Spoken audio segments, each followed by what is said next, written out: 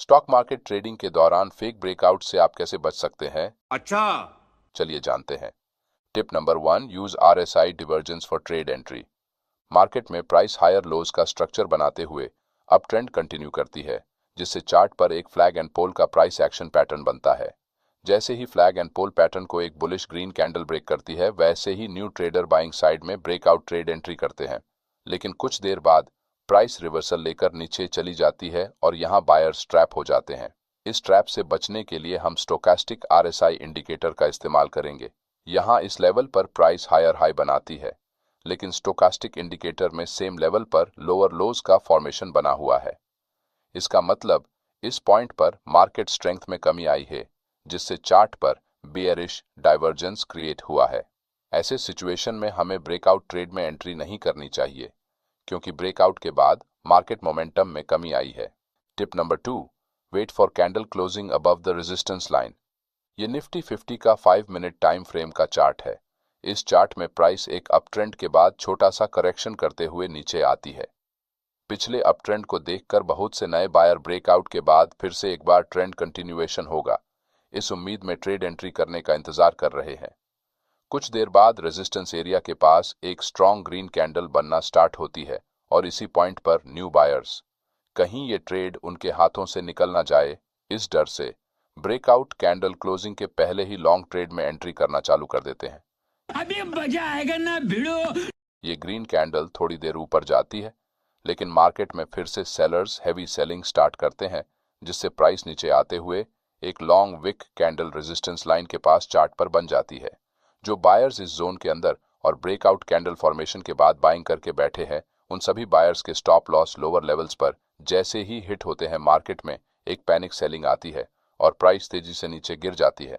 इसीलिए किसी भी रेजिस्टेंस लाइन के ऊपर जब तक कोई ब्रेकआउट कैंडल स्ट्रांगली क्लोज नहीं करती और आगे कंटिन्यूएशन बाइंग कैंडल नहीं बनती, तब तक ट्रेड एंट्री करने से हमेशा बचना चाहिए। Tip number 3, use Fibonacci level. Bullish trending market में शुरुआती बायर्स के प्रॉफिट बुकिंग करने के बाद चार्ट पर प्राइस आपको एक रिट्रेसमेंट जोन बनाते हुए नजर आएगी। ये रिट्रेसमेंट कितना स्ट्रांग है, ये जानने के लिए हम फिबोनाची रिट्रेसमेंट टूल का इस्तेमाल करेंगे। रीसेंट स्विंग हाई और लो को मार्क करते हुए फिबोनाची टूल को लगाने के बाद चार्ट पर दिखने वाला रिट्रेसमेंट या फिर पुल बैक, अगर फिबोनाची टूल के 0.382 लेवल को ब्रेक किए बगैर प्राइस रिवर्स करती है, तो ये एक गुड लॉन्ग ट्रेड अपॉर्चुनिटी होती है। लेकिन अगर प्राइस इस लेवल को ब्रेक करके नीचे क्लोज करती है, तो ये एक स्ट्रांग पुल बैक माना जाएगा। इसलिए आप यहाँ लॉन्ग ट्रेड एंट्री नहीं कर सकते, क्योंकि मार्केट यहाँ से रिवर्स होने के चांसेस ज्यादा होते हैं। Tip number 4, price come back into its previous zone. अगर मार्केट एक ही रेंज में ट्रेड करते हुए ज्यादा समय बिताता है, तो यहाँ कंसोलिडेशन जोन क्रिएट होता है। इस जोन में बायर्स और सेलर्स दोनों की संख्या एक समान होने के कारण प्राइस एक रेंज में फंस जाती है। प्राइस जैसे ही अपने रेजिस्टेंस लाइन को ब्रेकआउट कैंडल के साथ ब्रेक करती है, वैसे ही न्यू बायर्स हड़बड़ी में लॉन्ग ट्रेड एंट्री कर लेते हैं, लेकिन प्राइस एक बार फिर से रेड कैंडल बनाते हुए कंसोलिडेशन जोन में वापस आती है और यहाँ बायर्स ट्रैप हो जाते हैं।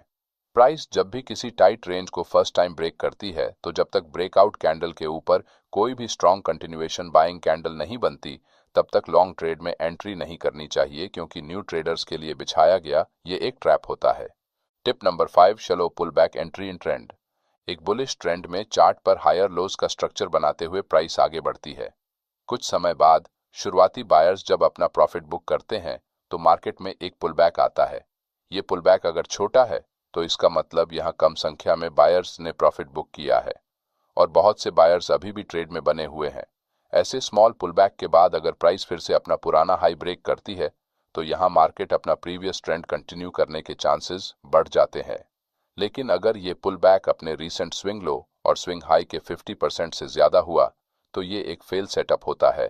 आपको यहाँ लॉन्ग ट्रेड एंट्री नहीं करनी चाहिए। अगर आपको हमारा ये वीडियो अच्छा लगा, तो वीडियो को लाइक और चैनल को सब्सक्राइब करना ना भूले।